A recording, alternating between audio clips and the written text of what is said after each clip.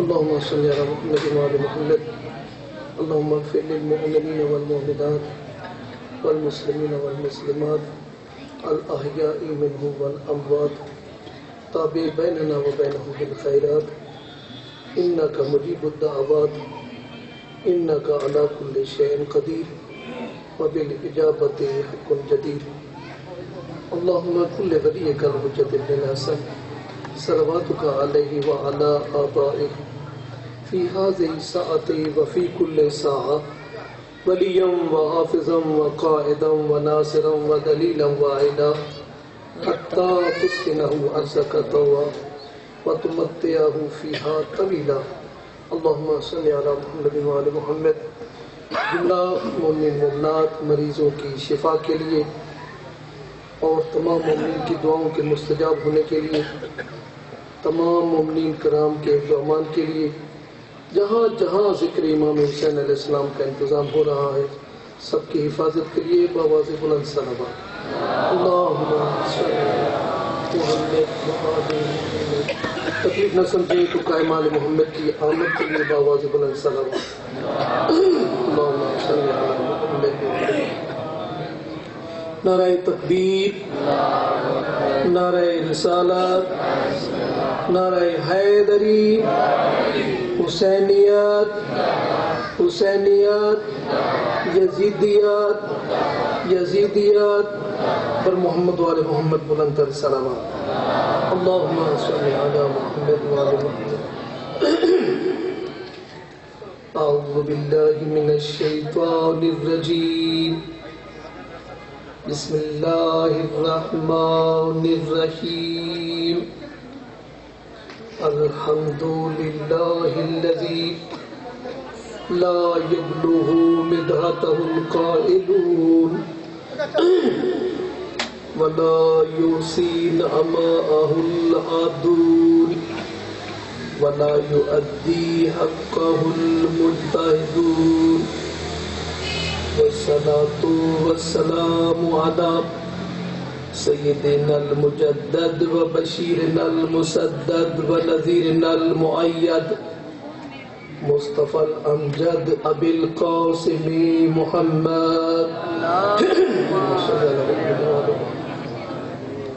وآله الطيبين الطاهرين المعصومين.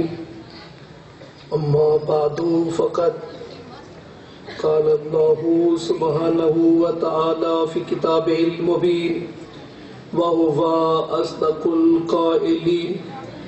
بسم اللہ الرحمن الرحیم. والذی ارسل رسولہ بالہدی ودین الحق لیظہرہ علی الدین کلہ ولو کرہ المشرکون.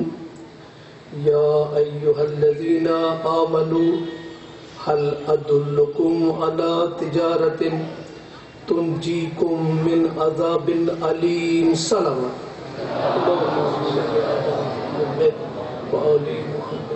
سب سے پہلے تو دعا ہے کہ محمد والے محمد کے صدقے میں خداوند تعالی آپ سب کی دعاؤں کو مستجاب فرمائے اور اس جگہ کو ہمیشہ ہمیشہ کے لیے بابرکت بنائے اور ان مہمانوں کی توفیقات میں اضافہ فرمائے. آپ سب کے مرحومین کے درجات بلند فرمائے. ایک سلسلہ چل رہا تھا، 2 آیات کو میں نے موضوع سخن قرار دیا تھا. خالق نے فرمایا کہ میں وہ اللہ ہوں جس نے اپنے رسول کو بھیجا ہدایت کے ساتھ، دین حق کے ساتھ. مقصد کیا تھا؟ تاکہ اپنے اس دین کو تمام ادیان پر غالب کر دے. اور پھر خالق نے فرمایا اے صاحبان ایمان، کیا میں تمہاری اس تجارت کی طرف رہنمائی کر دوں جو تمہیں عذاب علیم سے بچائے. تو یاد رکھیے 2 چیزیں اس آیت کے اندر آئیں. پہلی آیت کے اندر ہدایت اور دین حق۔ دوسری آیت کے اندر خالق نے فرمایا کہ ایسی تجارت کی طرف تمہاری رہنمائی کروں جو تمہیں عذاب علیم سے بچائے۔ تو مالک نہیں ہے، یاد رکھیے، چاہے کوئی مرد ہو چاہے کوئی عورت ہو، وہ خالق سب کو صاحب ایمان دیکھنا چاہتا ہے، اور جتنے اعمال بجا لائیں وہ ایمان کی حالت میں بجا لانا دیکھنا چاہتا ہے۔ اگر کوئی جتنے اعمال بجا لائے اگر صاحب ایمان نہیں ہے اور اپنے زمانے کے ولی کی معرفت بھی نہیں رکھتا، تو پھر اس کے جتنے بھی اعمال ہوں وہ کوئی فائدہ نہیں دیں گے۔ جیسا کہ اللہ کے نبی نے فرمایا، من مات ولم یعرف امام زمانہ فقد مات میتۃ جاہلیہ، کہ جو شخص مر گیا اور اپنے زمانے کے امام کو نہ پہچانا وہ جاہلیت کی موت مرا۔ اپنے زمانے کے امام کو نہیں پہچانا، زمانے کے ولی عصر کو نہیں پہچانا، وہ دنیا سے چلا گیا۔ معصوم کیا فرماتے ہیں؟ وہ پوری زندگی رات کو قیام کرتا تھا، رات کو عبادت کرتا تھا، دن کو روزہ رکھتا تھا، اور اپنا سارا مال اس نے خدا کے راستے پر خرچ کر دیا، اور ساری زندگی ہر سال حج کو جاتا تھا، لیکن اپنے زمانے کے امام کو، اپنے زمانے کے ولی کو نہیں پہچانا، تو اس کے اعمال اسی کے پاس رہیں گے۔ خداوند تعالیٰ اس کے اعمال کو قبول نہیں کرے گا اور خدا کے ذمے اس کا کوئی ثواب نہیں ہوگا، خدا کے ذمے اس کا کوئی ثواب نہیں ہوگا۔ تو ایسے لوگ کتنے ہیں کہ جو چل پھر رہے ہیں، معاملات کر رہے ہیں، خالق نے فرمایا یہ چلتی پھرتی لاشیں ہیں۔ کیا فرمایا؟ یہ چلتی پھرتی لاشیں ہیں۔ اور کتنے ایسے لوگ ہیں جو دنیا سے چلے گئے، قبروں میں چلے گئے، خالق نے فرمایا وہ زندہ ہے، وہ زندہ ہے۔ تو خالق نے کیا فرمایا؟ اسی طرح کہ ہم وہ کون لوگ ہیں جن کو حیات طیبہ دے دیتے ہیں، وہ دنیا میں رہیں یا قبروں میں چلے جائیں، ہم انہیں حیات طیبہ دے دیتے ہیں۔ خالق نے فرمایا، من عمل صالحا من ذکر او انثی وہو مؤمن فلنحیینہ حیاۃ طیبہ، جو بھی چاہے وہ مرد ہو چاہے وہ عورت ہو عمل صالح انجام دے، اس کی شرط یہ ہے کہ ایمان کی حالت میں انجام دے۔ ایک ہے اسلام، ایک ہے ایمان، ایک ہے اسلام، ایک ہے ایمان۔ قرآن نے کیا کہا؟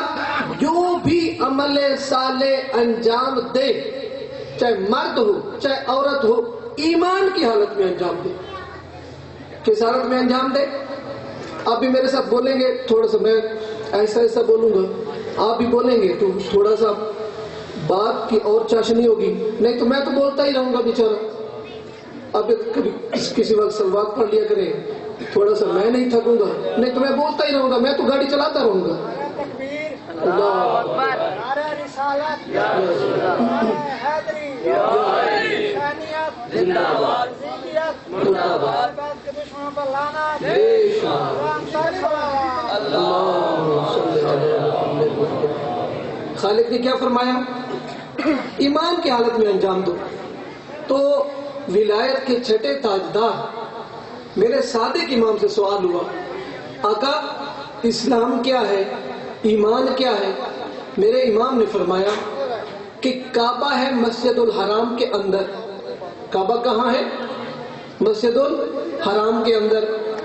ایک شخص مسجد الحرام کے صحن میں کھڑا ہے، ایک شخص کعبہ کے اندر کھڑا ہے۔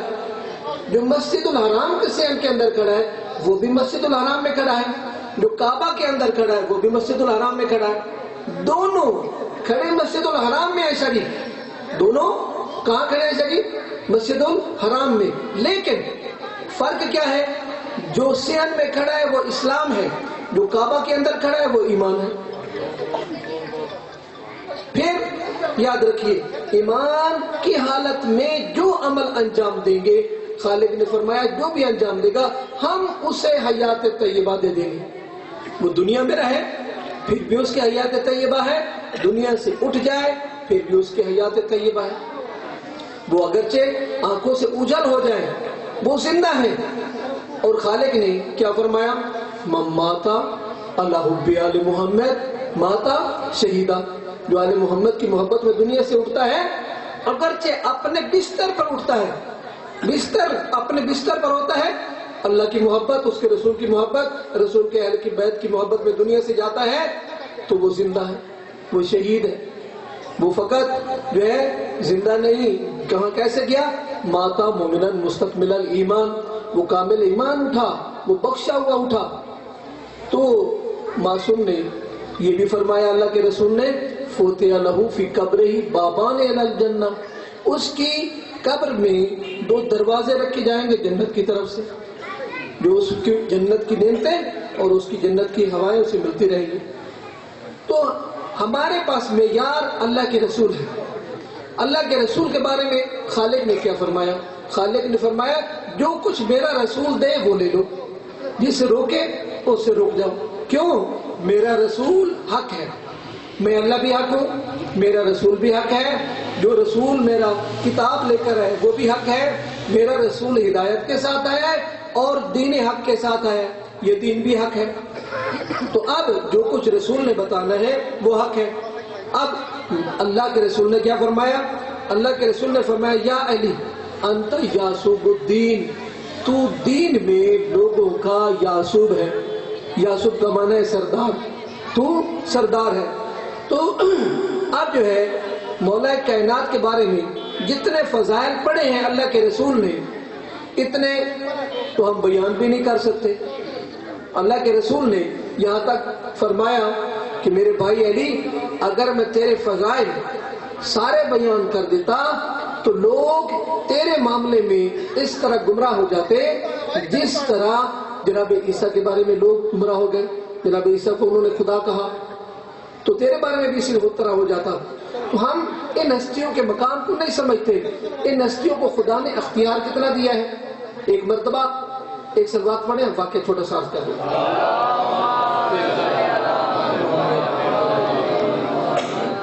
میرے مولا جا رہے ہیں، راستے میں ایک یہودی جوان وہ بھی راستے میں مل گیا، چلتے گئے، آگے ایک بڑی سی نہر آ گئی. نہر کے کنارے جب پہنچے اس یہودی نے کچھ کلمات پڑھے، پانی پہ چلنا شروع کر دیے.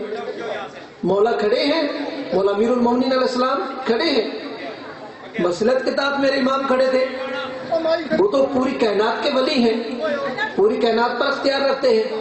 میرے مولا کھڑے ہو گئے، یہ یہودی پانی پر چلنے لگا، اس نہر کے کنارے پہنچ گیا. اس کنارے پہنچ کر اس نے ایک جملہ کہا، اے بندہ خدا، جو کچھ میں جانتا تھا اگر آپ بھی جانتے ہوتے تو آپ بھی اس دریا کو پار کر لیتے. میرے مولا نے کیا فرمایا؟ میرے مولا نے فرمایا وہیں ٹھہرو، میں آ رہا ہوں. کیا کرو؟ وہیں ٹھہرو، میں آ رہا ہوں. میرے مولا نے پانی پہ چلنا شروع کیا، اور جب چل رہے تھے میرے مولا تو میرے مولا کے پاؤں کے نیچے سے خاک اڑ رہی تھی. نہر کے پانی پہ چل رہے ہیں لیکن کیا نظر آ رہا ہے کہ خاک اڑ رہی ہے. جب مولا کنارے پر پہنچے یہ قدموں پہ گر گیا. اس نے کہا کہ جناب آپ نے کیا پڑھا تھا؟ میرے مولا فرماتے ہیں پہلے تو بتا کہ تو نے کیا پڑھا تھا کہ تو پانی پہ چل رہا تھا. اس نے کہا میں جب بھی میں نے دریا کو پار کرنا ہوتا ہے تو میں آخری رسول کے پہلے وسیع آقا علی ابن ابی طالب علیہ السلام ہے، میں پانی کو اس کا واسطہ دیتا ہوں. میں کیا کرتا ہوں؟ پانی کو کس کا واسطہ دیتا ہوں؟ آخری نبی کے پہلے وسیع کا. اور میرے لیے پانی منجمد ہو جاتا ہے فرش بن جاتا ہے، میں اس کے اوپر چلنا شروع کر دیتا ہوں۔ آقا علی فرماتے ہیں تو نے مجھ سے پوچھا ہے تو میں جس آخری رسول کے وسیع کا تو پانی کو واسطہ دیتا ہے وہی علی ابن ابی طالب ہے۔ تو اس نے کلمہ پڑھنا شروع کر دیا۔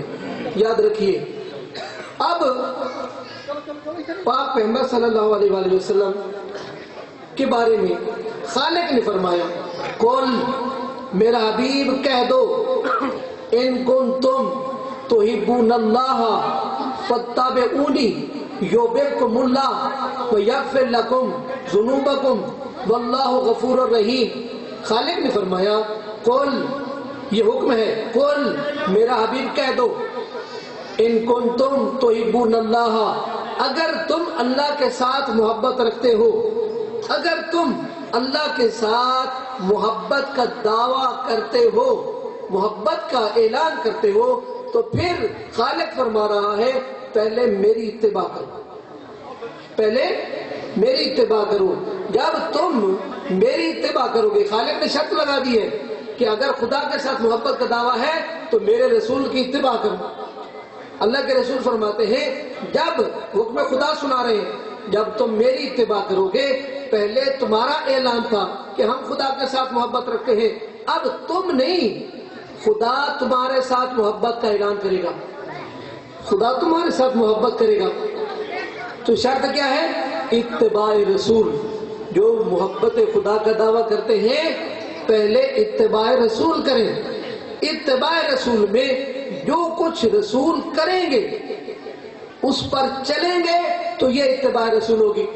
ایک ہوتی ہے اتباع، ایک ہوتی ہے اطاعت۔ اتباع اور اطاعت میں فرق یہی ہے، اتباع سیرت میں کی جاتی ہے اور اطاعت فرمان میں کی جاتی ہے۔ جو کچھ اللہ کے رسول فرمائیں اس پر عمل کریں گے تو یہ اطاعت ہے، جو اللہ فرمائے گا اس پر عمل کریں گے یہ اطاعت ہے، اللہ کے رسول فرمائیں گے یہ اطاعت ہے۔ جو کچھ رسول کر کے دکھائیں گے وہ اتباع ہوگی۔ اتباع کا مطلب ہے کسی کے پیچھے پیچھے چلنا، کسی کے پیچھے پیچھے چلنا، جو کچھ وہ کرتے جائیں اس کے پیچھے پیچھے کرتے جائیں گے جیسے انہوں نے کیا ہے۔ تو جیسے پیش نماز کہتا ہے اللہ اکبر، پوری جماعت پیچھے سے کہتی ہے اللہ اکبر، پیش نماز رکوع میں جاتا ہے، جماعت بھی رکوع میں چلی جاتی ہے، یہ ہے اتباع۔ اور اطاعت کیا ہے؟ فرمان پہ عمل کرنا۔ اللہ کے نبی نے اپنی سیرت بھی دی، اپنا فرمان بھی دیا۔ خداوند تعالیٰ نے اپنے رسول کے فرمان کے بارے میں بھی فرمایا، اپنے رسول کی سیرت کے بارے میں بھی فرمایا کہ جب تم میرے نبی کی اتباع کرو گے میں خدا تمہارے ساتھ محبت کا دعویٰ کروں گا، میں خدا تمہارے گناہ معاف کر دوں گا۔ تو اب ہمارے پاس ایک قانون آ گیا کہ سیرت رسول پہ چلیں گے تو خدا کے ساتھ جو محبت کا دعویٰ کیا تھا وہ سچا ہے۔ نبی کے نہ فرمان کو مانتے ہیں، نہ نبی کی سیرت پہ چلتے ہیں اور ہم کہیں خدا کے محب ہیں، یہ جھوٹا دعویٰ ہے۔ جیسا کہ اللہ کے رسول نے فرمایا من زعم انہ یحبنی، جو شخص یہ دعویٰ کرتا ہے کہ میں رسول کے ساتھ محبت کرتا ہوں، میں رسول کے اوپر ایمان رکھتا ہوں، وَهُوَ يُبْغِضُ عَلِيًّا، وہ علی کے ساتھ بغض رکھتا ہے، فَهُوَ كَافِرٌ كَاذِبٌ، وہ کافر ہے، وہ جھوٹا ہے۔ وہ کیا ہے؟ جھوٹا ہے۔ وہ اللہ کے رسول کی بات تو مانتا نہیں۔ اللہ کے رسول اسی طرح جیسا کہ قلم دوات اللہ کے رسول نے مانگا نہیں دیا گیا تو رسول کی اطاعت نہیں کی گئی، رسول کی اطاعت نہیں کی گئی۔ یہ تو اللہ کے رسول بہتر جانتے تھے، فرمایا قلم دوات چلو نہیں لاتے ہو تو ہم زبانی فرما دیتے ہیں انی تارکن فیکم الثقلین کتاب اللہ و عترتی اہل بیتی ان تمسکتم بہما لن تضلوا بعدی حتی یرد علی الحوض۔ میں تمہارے درمیان دو چیزیں چھوڑ کے جا رہا ہوں، اللہ کی کتاب چھوڑ کے جا رہا ہوں، اپنی عطرت اہل بیت چھوڑ کے جا رہا ہوں، ان دونوں کا دامن تھامے رکھو گے، یہ ہے کشتی نجات، یہ ہے کشتی نجات۔ جب کوئی کشتی پہ سوار ہو جاتا ہے تو پھر وہ اپنے حرکت و سکون کو اس کشتی کے حوالے کر دیتا ہے. اب جدھر جدھر کشتی جائے گی یہ بھی ادھر ہی مڑے گا. آپ گاڑی پہ بیٹھ جاتے ہیں, ایک سٹاپ پہ کھڑے تھے, گاڑی کے انتظار میں تھے, گاڑی آئی, اس کے بعد جب گاڑی میں سوار ہو گئے تو جدھر جدھر گاڑی جائے گی آپ نے بھی ادھر جانا ہے. آخر وہ گاڑی آپ کو منزل مقصود پر پہنچا دے گی. تو بہن ہی اللہ کے رسول نے کیا فرمایا, یہ دونوں حوض کوثر پر میرے پاس پہنچیں گے, ایک نہیں. یہ نہ کہو حسبنا کتاب اللہ, بلکہ یہ دونوں ہوں گے تو پھر تمہارا کام چلے گا. اور پھر آل محمد کے لیے, اپنی اولاد کے لیے اللہ کے نبی نے, جناب ابراہیم علیہ السلام نے جب کعبہ بنایا تھا تو اپنی اولاد کے لیے دعا مانگی تھی خدا کی بارگاہ سے. خدا کی بارگاہ سے کیا دعا مانگی تھی؟ فَاجْعَلْ أَفْئِدَةً مِّنَ النَّاسِ تَهْوِي إِلَيْهِمْ, خدایا لوگوں کے دل میری اس اولاد کی طرف پھیر دے. لوگوں کی دل کہاں پھیر دے؟ میری اولاد کی طرف. تو ہم جو ہے یہ جناب ابراہیم علیہ السلام کی اولاد, محمد و آل محمد کس کی اولاد ہے؟ جناب ابراہیم علیہ السلام کی. اس کی طرف ہر ایک کے دل جھکے ہوئے ہیں. جناب ابراہیم علیہ السلام کے بارے میں تاریخ نے لکھا, یاد رکھیے جناب ابراہیم علیہ السلام کے 2 تاریخی سفر ہیں. 2 تاریخی سفر کیے اور 2 اللہ کے گھر بنائے. دونوں اتنے مقدس گھر, بیت المقدس جسے کہتے ہیں, وہ بیت المقدس, وہ قدس جو ہے وہ بھی اللہ کے گھر, وہ بھی جناب ابراہیم نے بنایا. یہ ایک سفر.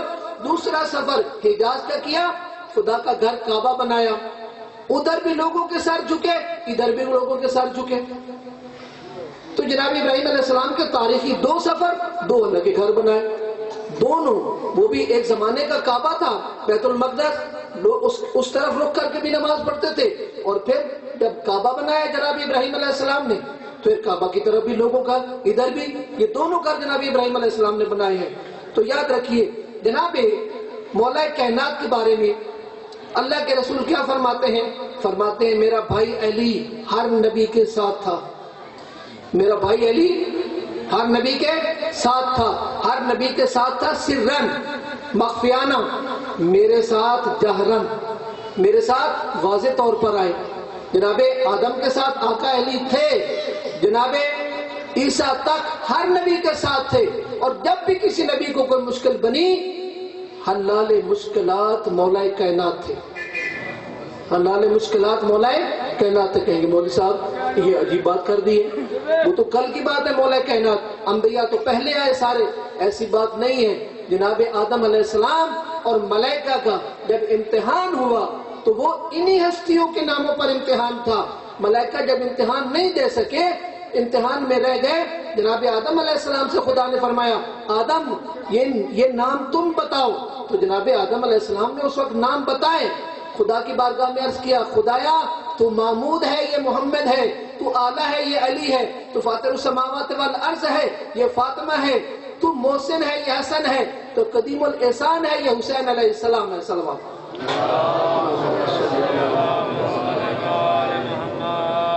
تو خالق نے کیا فرمایا؟ فرمایا کہ حق تمہارے رب کی طرف سے ہے. قُلِ الْحَقُّ مِن رَبِّكُمْ, حق تمہارے رب کی طرف سے ہے. فَمَنْ شَاءَ فَلْيُؤْمِنْ فَمَنْ شَاءَ فَلْيَكْفُرْ, حق تمہارے رب کی طرف سے ہے, تمہیں اختیار ہے. اب اس حق سے پھرنا چاہتے ہو یا اس حق کو قبول کرنا چاہتے ہو؟ حق کو قبول کرو گے تو مومن ہو جاؤ گے, حق کا انکار کرو گے تو کافر ہو جاؤ گے. قُلِ الْحَقُّ, میرا حبیب بتا دو, قُلِ الْحَقُّ مِن رَبِّكُمْ فَمَنْ شَاءَ فَلْيُؤْمِنْ فَمَنْ شَاءَ فَلْيَكْفُرْ, جس کا جی چاہے کافر بنے, جس کا جی چاہے مومن بنے. تو ہمیں چاہیے کہ ہم ان ہستیوں کو سمجھیں جن کی محبت میں خالق نے کائنات بنائی ہے. اسی طرح ایک شخص جو لوگ حق کو چھپانے کی کوشش کرتے ہیں, کس انداز سے, میرے امام باقر علیہ السلام جو ہے ان کے سامنے ایک شخص آیت پڑھ رہا ہے, عالم الغیب فلا یظہر علی غیبہ, وہ خدا غیب کا علم رکھنے والا ہے, وہ اپنے غیب پر کسی کو اطلاع نہیں دیتا. کہ میرے امام نے فرمایا اس آیت کو مکمل کر کے پڑھو, تو انہیں آدھی آیت پڑھی ہے. تو میرے امام نے جب فرمایا کہ اس کو پورا کرو, تو اگلا حصہ کیا تھا؟ الا من ارتضی من رسول, تو خدا اپنے رسولوں میں سے جس کے اوپر راضی ہو. اسے غیب سے مطلع کر دے۔ تو میرے امام جتنے امام ہیں ان کے پاس پوری کائنات کا علم ہے، اور کون سا علم ہے؟ ما کانا وما یکونو کا علم ہے۔ کانا جو پہلے گزر چکا ہے اس کا بھی میرے اماموں کے پاس علم ہے، جو آنے والا زمانہ ہے اس کا بھی میرے اماموں کے پاس علم ہے۔ ایک سوال پڑھیں، چھوٹا سا واقعہ عرض کر دوں۔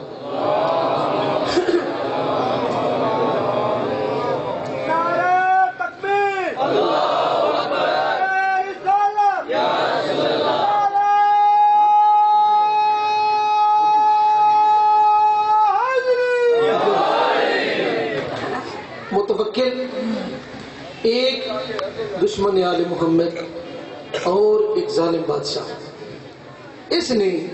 اس کو کسی نے یہ خبر دی کہ مولا امام علی نقی علیہ السلام تیرے خلاف لشکر تیار کر رہے ہیں، اللہ صلی اللہ علیہ وسلم تیرے خلاف ایک لشکر تیار کر رہے ہیں، وہ انقلاب لانا چاہتے ہیں۔ اس لیے مخفیانہ طور پر پہلے بھی جاسوس بھیجتا رہتا تھا، پھر بھی جاسوس بھیجے۔ امام علی نقی علیہ السلام کے گھر سے تو کچھ نہ ملا۔ کچھ دنوں کے بعد یہ پھر اسی طرح اس نے شام سے یحییٰ بن ہرثمہ اس کی سربراہی میں 300 فوجیوں کا لشکر بھیجا، مدینے آئے، امام علیہ السلام کو لے جائے، وہاں لوگوں سے دور رکھا جائے، امام پر ایک نگاہ رکھی جائے، گویا کہ دوسرے لفظوں میں ظاہراً قید نہیں لیکن ایک قید کی شکل بنا دی جائے۔ اب یحییٰ بن ہرثمہ کی سربراہی میں، جو یہ غیر مسلم تھا یحییٰ بن ہرثمہ، اس کی سربراہی میں 300 کا قافلہ چلا۔ اس قافلے کے اندر ایک فوجی ظاہراً محمد والے محمد کا غلام تھا، شیعہ تھا، اور جیسے ایک محمد والے محمد کا ماننے والا شیعہ تھا، ایک آل محمد کا دشمن ایک ناصبی تھا۔ یہ ناصبی جو تھا بار بار اس شیعہ کاتب کو چھیڑتا تھا، کوئی مناظرے کی کوئی بات کر دیتا، کبھی کچھ کہہ دیتا۔ چلتے چلتے ایک وادی پر آئے، ادھر کئی میلوں کے فاصلے پر کوئی چیز بھی نہیں تھی۔ اس وادی پر جب پہنچے اس نے کہا یہ شیعہ معاذ اللہ کتنے بے وقوف ہیں، ان کے امام ایسے ہیں، ان کے اماموں کا یہ فرمان ہے کہ ہر وادی میں قبر بنے گی، بتائیں یہاں کس نے مرنا ہے؟ جو کئی میلوں تک یہاں کچھ بھی نہیں، کوئی آبادی بھی نہیں، کچھ بھی نہیں، کیا یہاں بھی قبریں بن سکتی ہیں؟ تو یہ بیچارہ کاتب، یہ شیعہ باتوں کا جواب دے دیتا، کبھی خاموش ہو جاتا۔ یحییٰ بن ہرثمہ چونکہ غیر مسلم تھا وہ بھی ان کی بات سن لیتا۔ آخر یہ لشکر مدینہ پہنچا۔ کہاں پہنچا؟ مدینہ۔ مدینہ جب پہنچے میرے امام کو انہوں نے خبر دی کہ آقا متوکل نے آپ کو یاد کیا ہے، ہم آپ کو لینے آئے ہیں۔ میرے امام علیہ السلام نے فرمایا کوئی ایسی بات نہیں، میں آپ کے ساتھ تیار ہوں، لیکن 2 دن کی مجھے مہلت دی جائے۔ 2 دن کی؟ یحییٰ بن ہرثمہ کہتے ہیں آقا 2 دن کی بجائے اور بھی مہلت لے لیں، کوئی ایسی بات نہیں، اکٹھے چلیں گے، ہم انتظار کرتے ہیں۔ میرے مولا نے حکم دیا غلاموں کو کہ اتنے لباس لائے جائیں، اتنا کپڑا لایا جائے۔ وہ سخت گرمیوں کے موسم میں میرے امام نے سردی کا لباس منگوایا۔ وہ مختلف جتنے ساتھی مولا کی طرف سے غلام جانے تھے ان سب کے لباس سلوائے میرے مولا نے، سخت گرمیوں میں سخت سردی کے لباس سلوائے، ان کی باقاعدہ ٹوپیاں سلوائیں، سب کچھ کیا۔ ایک سوٹ جو ہے سردیوں کا یحییٰ بن ہرثمہ کے لیے بھی سلوایا، جو اس لشکر کا سالار تھا، متوکل کے لشکر کا سالار تھا۔ چلتے چلتے جب اس وادی پر پہنچے، جب آ رہے تھے تو دشمن آل محمد نے اعتراض کیا تھا کہ اس وادی میں کون سی قبریں بنے گی۔ وہیں جب پہنچے تو موسم خراب ہوا، اور اتنا سخت موسم خراب ہوا کہ اتنی سخت قسم کی بارش، اس کے بعد ٹھنڈی ہوا، ایک طوفانی قسم کی بارش آئی جس پہ اس لشکر کے 80 افراد مر گئے۔ جب موسم خراب ہوا تو میرے امام نے اپنے غلاموں کو حکم دیا جلدی کرو وہ لباس نکالو، وہ گرم لباس، سردیوں کے لباس، جلدی کرو میں بھی پہنوں اور آپ لوگ بھی پہن لو۔ ایک جو سوٹ تھا وہ یحییٰ بن ہرثمہ کو بھی دیا کہ آپ بھی پہن لو۔ تو یحییٰ بن ہرثمہ کے لشکر کے 300 افراد میں سے 80 افراد بن گئے۔ جب موسم تھما میرے امام نے فرمایا اب ان کی یہاں قبروں بناؤ، ان کی یہاں قبریں بنائیں۔ تو اب جس نے اعتراض کیا تھا وہ خود بھی واصل ہو چکا تھا، وہ خود بھی واصل ہو چکا تھا۔ میرے امام نے فرمایا یحییٰ بن ہرثمہ بتاؤ، ہمارے جد مولا کائنات نے فرمایا تھا کہ ایسی جگہوں پر، ایسی وادیوں پر قبریں بنے گی، بتاؤ یہاں 80 قبریں بنی ہیں یا نہیں بنی؟ یہ علم غیب تھا، بات کہاں ہو رہی تھی اور امام کہاں سن رہے تھے۔ اسی طرح یہاں سے اندازہ لگائے کہ صفوان جمال ابن یقطین، علی ابن یقطین سے ملنے کے لیے جاتا ہے۔ علی ابن یقطین نے امام موسیٰ کاظم علیہ السلام سے اجازت لی تھی، ہارون رشید کا وزیر اعظم بنا تھا اور مولا سے اجازت لے کے بنا تھا۔ میرے مولا نے فرمایا تھا تمہیں اجازت دیتا ہوں، لیکن جب کوئی مومن آئے کوئی کام تو آپ نے ملاقات بھی کرنی ہے، اس کی بات بھی سننی ہے۔ تو اب صفوان جمال جو ہے وہ ملنے کے لیے گیا کہ میں اپنے مومن بھائی اپنے یقین سے ملتا ہوں، وہ بھی امام موسیٰ کاظم علیہ السلام کا مرید ہے، میں بھی امام موسیٰ کاظم علیہ السلام کا مرید ہوں، میں اپنے مومن بھائی سے ملنے جاتا ہوں۔ جب ملنے کے لیے پیغام بھیجا تو ابن یقطین نے کہا میرے پاس ٹائم نہیں ہے۔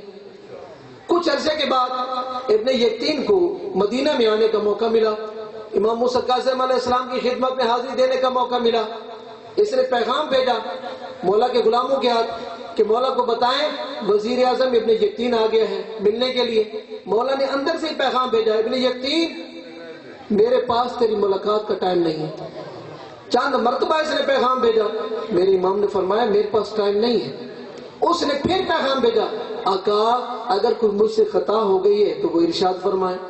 میرے امام نے فرمایا جب تو اپنے مومن بھائی صفوان جمال کو ٹائم نہیں دے سکتا تو پھر میرے پاس بھی تیرے لیے کوئی ٹائم نہیں۔ اس نے عرض کیا، یعنی امام اتنی خبر رکھتے ہیں، یہ ہے علم امام کہ واقعہ کہاں ہو رہا ہے، امام کی نگاہ کہاں ہے۔ اس لیے تو میرے زمانے کے امام نے فرمایا اِنَّا غَيْرُ مُمِّلِينَا لِمُرَاعَاتِكُمْ وَلَا نَاسِينَا عَنْ ذِكْرِكُمْ، ہم ایک لمحہ کے لیے بھی تم سے غافل نہیں ہیں، ایک لمحہ کے لیے بھی آپ کی یاد سے غافل نہیں ہیں، ہم آپ کا ہمیشہ خیال رکھے ہوئے ہیں۔ میرے امام نے فرمایا اگر ایک لمحے کے لیے آپ سے نگاہ کرم ہٹا لیں دشمن تمہیں کھا جائے، دشمن تمہیں کھا جائے۔ ہم بے وارث نہیں ہیں، ہمارے سر پہ وہ ہستیاں ہیں کہ جب بھی کوئی مشکل آتی ہے وہ دیکھا نہیں کہ وہ مشکل ٹلتی کیسے ہے، یہی وجہ ہے کہ ہمارے سر پہ وہ ہستیاں ہیں، لہذا جو ہماری خوش نصیبی ہے ہمیں وہ ادھر نصیب ہوا۔ یہی تو وجہ ہے کہ جناب شافعی نے جب ادھر ادھر سے کی تسلی کر لی تو اس نے کیا کہا، اشعار کی شکل میں کہا لما رأیت الناس قد ذہبت بہم مذاہبہم فی ابہر الغی والجہلی، جب میں نے لوگوں کو دیکھا کہ مختلف فرقوں میں بٹ چکے ہیں، میں نے لوگوں کو دیکھا کوئی کسی راستے پہ جا رہا ہے کسی راستے پر جا رہا ہے، تو میں نے کیا کیا، رکبت علی اسم اللہ فی سفن النجاہ، میں بسم اللہ پڑھ کے نجات کے سفینے پر سوار ہو گیا۔ جناب شافعی اہل سنت کے عالم ہیں تو کیا فرما رہے ہیں، میں بسم اللہ پڑھ کے کہاں سوار ہو گیا، نجات کے سفینے پر۔ اللہ کے رسول نے کیا فرمایا تھا، مثل اہل بیتی کمثل سفینۃ نوح، میرے اہل بیت کی مثال نوح کے سفینے کی مثال ہے، جو اس سفینے پہ سوار ہو گیا وہی نجات پا گیا۔ تو جناب شافعی کیا کہہ رہے ہیں کہ میں بسم اللہ پڑھ کے نجات کے سفینے پر سوار ہو گیا۔ پھر بتایا کہ وہ کون ہے، ہم اہل بیت المصطفیٰ خاتم الرسلی، وہ اللہ کے رسول کے اہل بیت ہیں۔ اور پھر کہتے ہیں کہ میں جب اس پر سوار ہو گیا، کیوں سوار ہو گیا، اس لیے وَأَمْسَكْتُ حَبْلَ اللَّهِ، میں نے اللہ کی رسی کو تھام لیا، اللہ کی رسی کو تھام لیا۔ کیوں اللہ کی رسی کو تھام لیا، اس لیے کہ اللہ کی رسی کون سی تھی، وہ محمد والے محمد کی بلا تھی، محمد والے محمد کی ولایت تھی۔ اللہ کا حکم یہ تھا وَاعْتَصِمُوا بِحَبْلِ اللَّهِ جَمِيعًا فَلَا تَفَرَّقُوا، سارے کے سارے اس محمد والے محمد کی ولایت کا دامن تھام لو، اس اللہ کی رسی کو مضبوطی سے تھام لو، آپس میں فرقوں میں نہ پڑو۔ میں نے لوگوں کو دیکھا وہ فرقوں میں پڑے ہوئے تھے، میں نے آل محمد کا دامن تھام لیا۔ اور پھر کیا کہا؟ فرماتے ہیں کہ کیونکہ اللہ کا حکم تھا کما قد امرنا بالتمسک بالحبل، کیونکہ اللہ کی مضبوط رسی کو تھامنے کا حکم تھا، میں نے تھام لیا۔ اور پھر کائنات کے سردار رسول اعظم بھی یہی بات فرماتے ہیں کہ جو شخص چاہتا ہے کہ میں اللہ کی مضبوط رسی کو تھام لوں، اسے چاہیے کہ میرے بھائی علی اور اس کی اولاد کی اقتدا کر لے۔ کیا کرے؟ میرے بھائی علی اور اس کی اولاد کی اقتدا کر لے۔ اور پھر جب اس در پہ ہم آ جائیں گے تو ہم دنیا میں بھی کامیاب، ہم آخرت میں بھی کامیاب۔ کیوں؟ اس لیے کہ کسی اور کو اللہ کے رسول نے پیغام نہیں دیا کامیابی کا، صرف اور صرف دیا ہے تو اپنے بھائی علی کو دیا ہے۔ فرمایا یا علی انتا وشیعتک ہم الفائزون یوم القیامہ، میرے بھائی علی تو بھی روز قیامت کامیاب، تیرے شیعہ بھی کامیاب، تیرے شیعہ بھی کامیاب۔ اور میرے امام رضا علیہ السلام نے فرمایا ہمارے شیعوں کی نشانی کیا ہے؟ مسلمون لامرہ، وہ ہمارے امر کو لینے والے ہیں، ہمارے امر کو تسلیم کرنے والے ہیں۔ الاخذون بقولنا، ہمارے قول کو پکڑنے والے ہیں۔ المخالفون لاعدائنا، جن کے ساتھ ہماری دشمنی ہے وہ بھی ان کے دشمن ہیں۔ فمن لم یکن کذالک، جو ایسا نہیں ہوگا فلیس منا، وہ ہم میں سے نہیں ہے۔ اللہ کے رسول نے حدیث قصہ میں بھی یہی کہا کہ خدایا یہ میرے اہل بیت ہے، جس کی ان کے ساتھ سلو اس کی میرے ساتھ سلو، جس کی ان کے ساتھ جنگ اس کی میرے ساتھ جنگ۔ ایک سلوات۔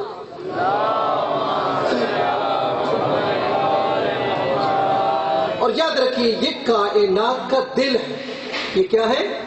پوری کائنات کا دل ہے۔ ایک موقع آیا، میرے صادق امام کی محفل ہے، 18 سال کا جوان ہے، ہشام جو ہے، تو ہشام 18 سال کا جوان اور مولا کا شاگرد ہے۔ اسی طرح میرے مولا کی محفل لگی ہوئی ہے، اوپر سے ہشام آتا ہے۔ جب اوپر سے ہشام آتا ہے تو میرے مولا فرماتے ہشام وہاں نہیں، میرے ساتھ آ کر بیٹھو ادھر سے، جبکہ حکم کیا ہے کہ جہاں جگہ ملے وہیں بیٹھ جاؤ، آگے آنے کی ضرورت بھی نہیں۔ کیا؟ جہاں موقع ملے وہیں بیٹھ جاؤ۔ میرے مولا فرماتے نہیں ہشام ادھر میرے پاس آ کر بیٹھو۔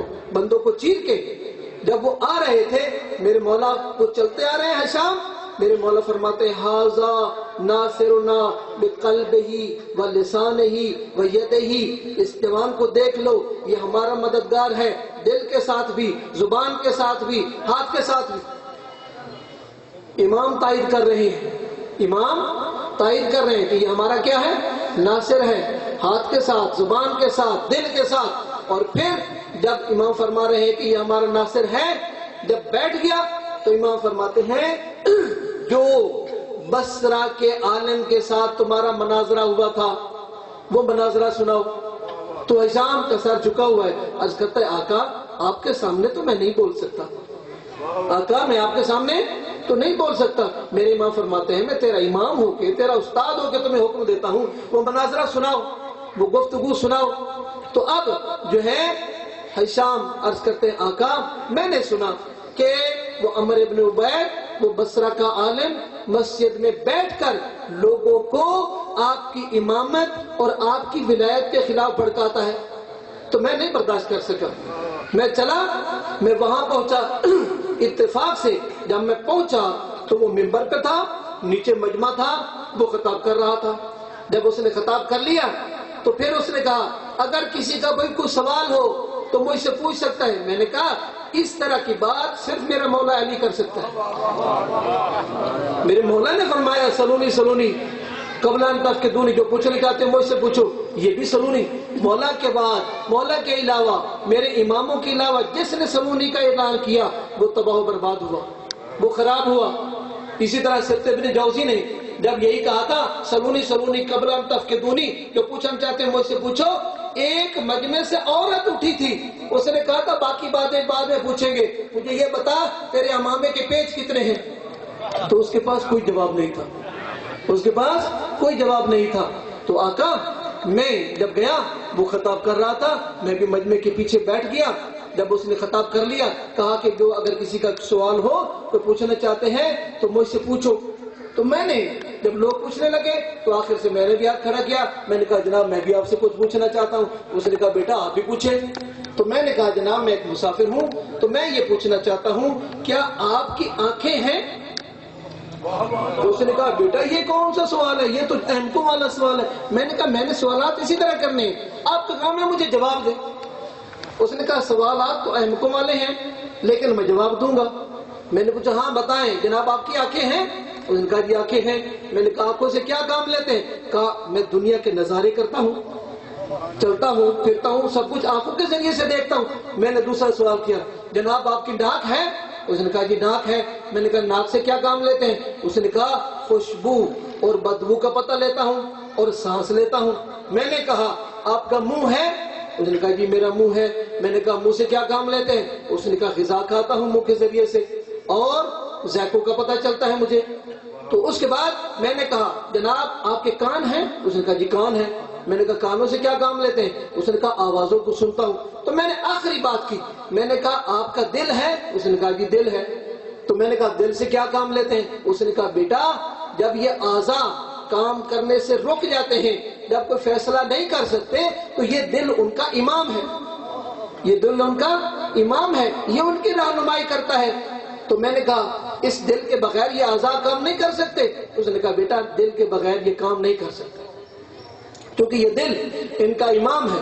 تو میں نے فوراً کہا، میں نے کہا ایک انسان کی لاش کتنی ہے؟ اتنی. جب اتنی چھوٹی سی مملکت جو ہے خدا نے امام کے بغیر نہیں رکھی تو یہ پوری کائنات جو ہے وہ امام کے بغیر کیسے رکھی؟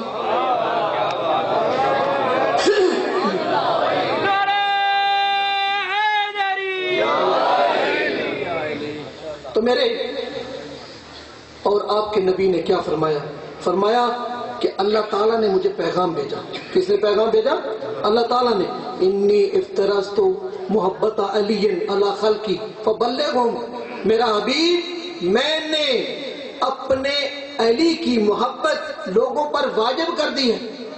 میرا نبی یہ پیغام پہنچا دے، میرا نبی یہ پیغام پہنچا دے. خدا کی طرف سے اللہ کے نبی نے یہ پیغام پہنچایا اور پھر مقام غدیر پر بھی پہنچایا. مقام غدیر پر بھی فرمایا کہ جس چیز کا میں مولا ہوں اس کا علی مولا ہے. یہ پیغام پہنچ گیا، اب لوگوں کی مرضی وہ مانے یا نہ مانے. بر محمد والے محمد صلی اللہ علیہ وسلم.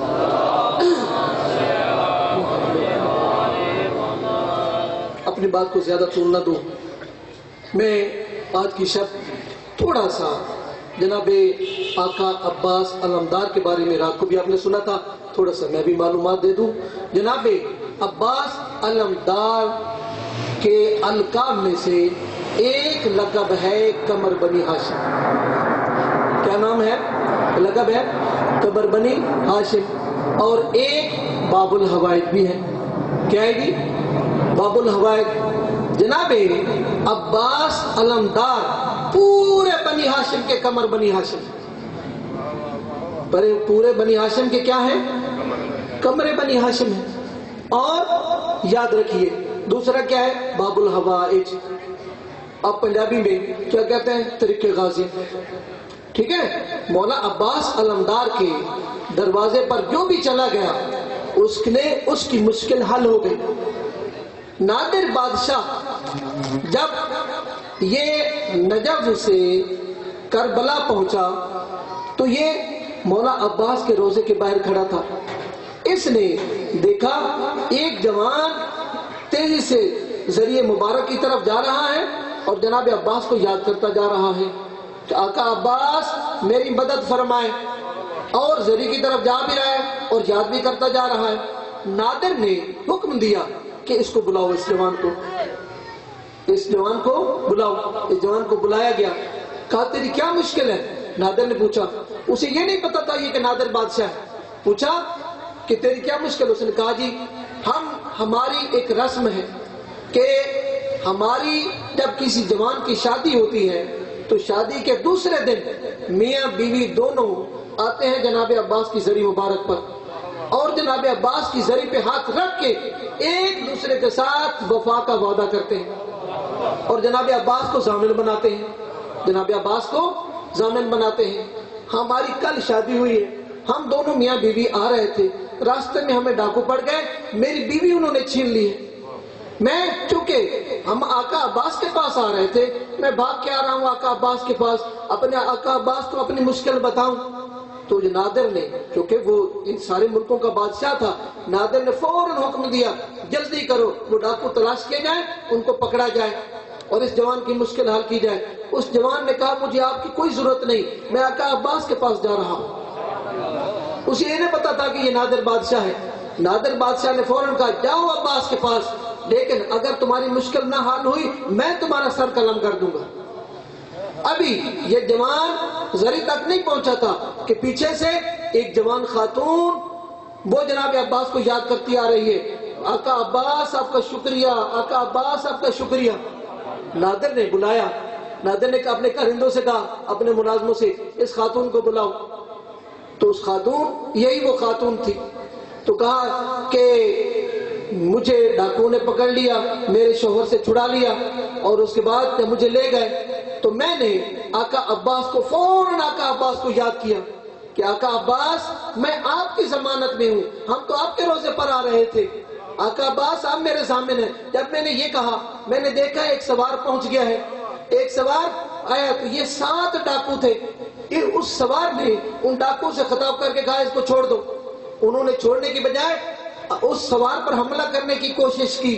جب حملہ کرنے کی کوشش کی، اس ہستی نے تلوار نکالی، بجلی کی طرح اس طرح چلائی، 7 کے سر قلم کر دیے۔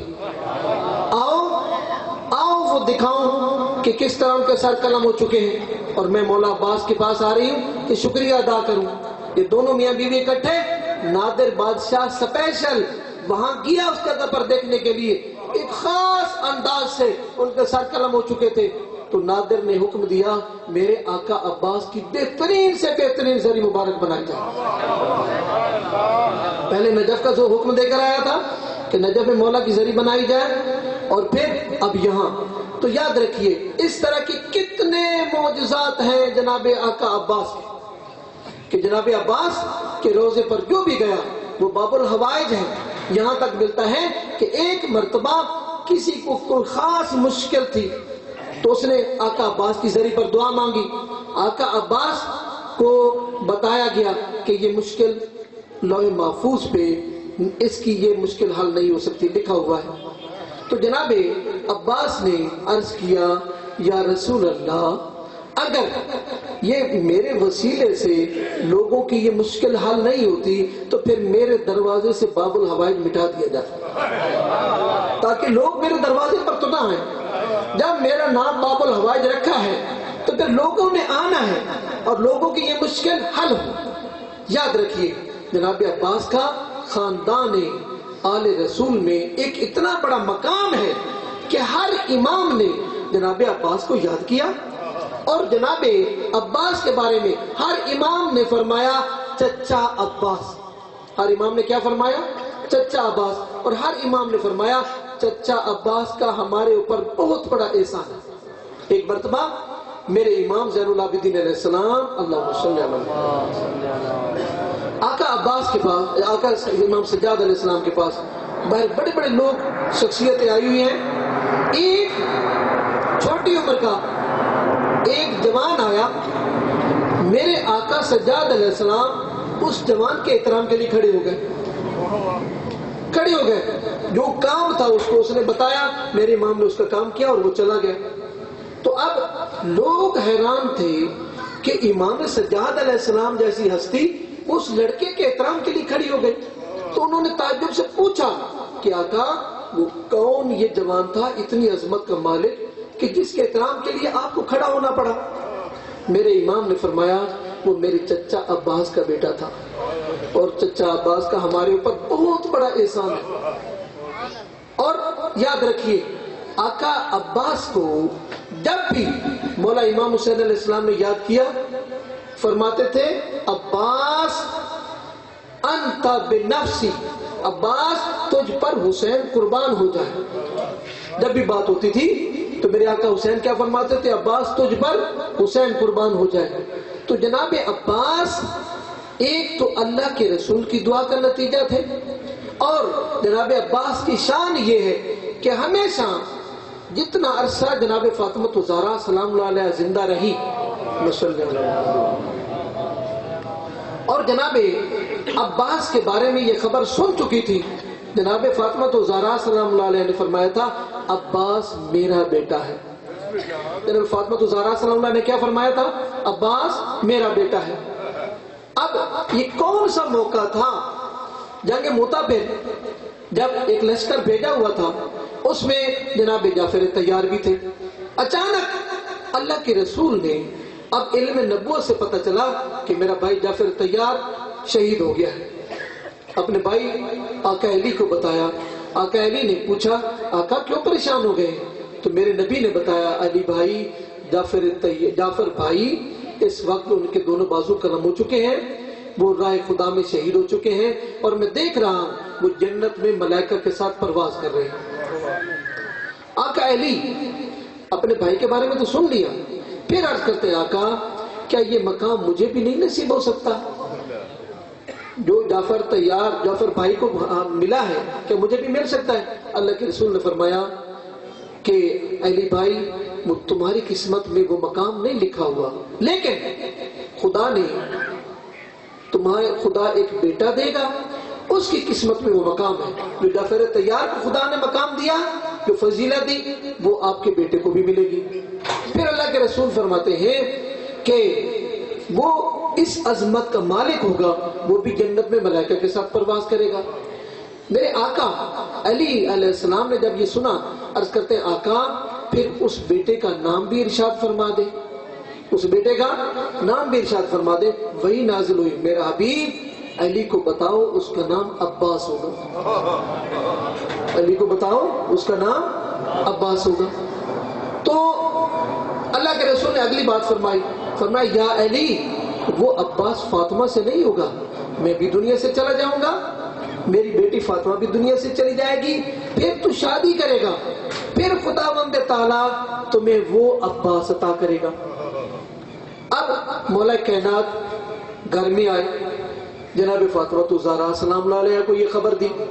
جب یہ خبر دی تو اتنا بتانا تھا کہ آپ کے بابا نے آج یہ ارشاد فرمایا ہے، تو بی بی فاطمہ زہرا نے فوراً فرمایا کہ اس عباس کی میں تربیت کروں گی، اس عباس کی میں تربیت کروں گی۔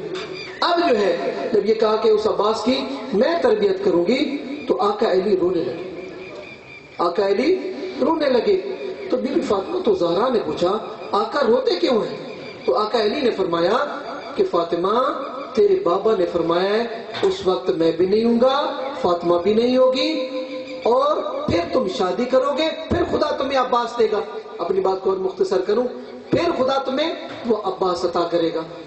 تو جو ہی بی بی نے سنا کہ اس وقت میں نہیں ہوں گی، فوراً فرماتی ہے زینب بیٹی ادھر آؤ۔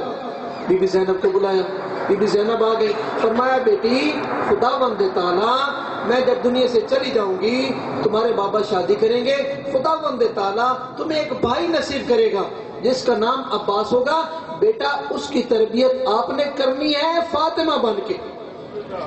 کس طرح تربیت کرنی ہے؟ فاطمہ بن کے۔ بی بی زینب نے دو بیٹوں کی، دو جوانوں کی تربیت کی، ایک شہزادہ علی اکبر کی تربیت کی، ایک جناب عباس کی تربیت کی۔ مختصر اتنا ہی عرض کرتا ہوں کہ جناب عباس کے بارے میں کہ مولا کائنات نے جناب عقیل سے فرمایا عقیل بھائی آپ علم انصاف سے واقف ہیں، جناب عقیل کو شامل کرنا چاہتے تھے اس کام میں، فرمایا عقیل بھائی میں شادی کرنا چاہتا ہوں۔ کیوں کرنا چاہتا ہوں؟ حسن و حسین مباہلہ میں فرزندان رسول بن گئے تھے، میں چاہتا ہوں کہ خدا مجھے کوئی بیٹا دے جو فرزندان رسول کا خادم بنے، ان کا محافظ بنے، ان کی خدمت کرے۔ جب یہ جملہ جناب عقیل نے سنا ان کے دل میں بھی خواہش پیدا ہوئی، خدایا مجھے بھی کوئی ایسا بیٹا دے جو فرزندان رسول کا محافظ ہو۔ مختصر اب ٹائم اتنا نہیں ہے، اتنا ہی عرض کرتا ہوں، میں کچھ بہت بات بتانا چاہتا تھا لیکن ٹائم ختم ہو گیا ہے۔ جناب آقا حسین نے جب احرام کھولے، کعبہ کے احرام کھولے تو اس کے بعد فرمایا کہ عباس تیاری کرو ہم جا رہے ہیں۔ تو جناب عباس کانپ رہے تھے غصے سے، اور کیوں؟ اس لیے کہ ان لوگوں کے حالات کا پتہ چل چکا تھا کہ قاتل حاجیوں کے لباس میں آ چکے ہیں، آقا حسین کو قتل کرنا چاہتے ہیں۔ جناب عباس نے کعبہ کا سہارا لیا، آقا حسین ساتھ کھڑے ہیں اور ایک خطبہ دیا جو بہت بڑا شجاعانہ انداز ہے اور ایک علمی خطبہ تھا۔ اس خطبے کا مختصر اتنا عرض کرتا ہوں کہ میرے آقا نے اس خطبے کی ابتدا کی، الحمدللہ الذی شرف ھذا بقدوم ابیہ، خدایا حمد ہے، تمام تعریفیں اس خدا کی ہیں جس نے اس کعبہ کو میرے اس آقا کے باپ کے قدموں سے شرف بخشا۔ مختصر اور فرمایا جو کل ایک گھر تھا، اس ہستی کے بابا کے آنے سے وہ کعبہ بنا، وہ قبلہ بنا۔ اے کافرو، اے فاجرو، تم اس پوری کائنات کے امام سے اس گھر کا راستہ روکنا چاہتے ہو؟ اور پھر میرے آقا نے فرمایا اس آقا سے بڑھ کر اس کعبہ کا کون زیادہ حقدار ہے؟ اور پھر میرے امام نے فرمایا اگر یہ واضح حکمتیں نہ ہوتی، یہ بلند اسرار نہ ہوتے، یہ امتحان نہ ہوتا تو میرے آقا کو کعبہ کے پاس آنے کی ضرورت نہیں تھی۔ کعبہ پرواز کر کے جاتا میرے آقا کے پاس اور میرے آقا کے قدم چومتا۔ اور پھر فرمایا کہ لوگ اس حجر اسود کا بوسہ لیتے ہیں، میرے امام کا یہ حجر اسود میرے امام کے ہاتھوں کا بوسہ لیتا ہے۔ پھر میرے امام نے فرمایا کہ اگر میرے آقا کی مشیت اس رحمان کی مشیت کے ساتھ نہ ملی ہوئی ہوتی تو پھر کیا ہوتا؟ میں تمہارے اوپر ایک ایسا حملہ کرتا جس طرح ایک غضبناک عقاب ہوا میں اڑتے ہوئے پرندوں پر حملہ کرتا ہے، اور میں اسی طرح حملہ کر کے تمہیں ختم کر دیتا۔ مختصر میرے آقا نے ایک جملہ کہا، بات کو ختم کرتا ہوں۔ میرے امام نے فرمایا تم اس قوم کو موت سے ڈراتے ہو، موت جن کے بچوں کا کھلونا ہے۔ مختصر اتنا ہی عرض کرتا ہوں کہ جناب عباس علمدار وہ ہستی ہے کہ جب کوئی بھی نہیں بچا تو میرے آقا پریشانی کے عالم میں آئے آقا حسین کے پاس۔ آقا حسین سے ہاتھ جوڑ کے عرض کرتے ہیں آقا جب سے شہزادہ علی اکبر گئے ہیں اس وقت سے مجھے چین نہیں، آقا اب مجھے بھی اجازت دی جائے۔ تاریخ کہتے ہیں میرے آقا حسین نے ایک جملہ فرمایا، عباس میں تمہیں کیسے اجازت دوں، تو میری فوج کا سالار ہے۔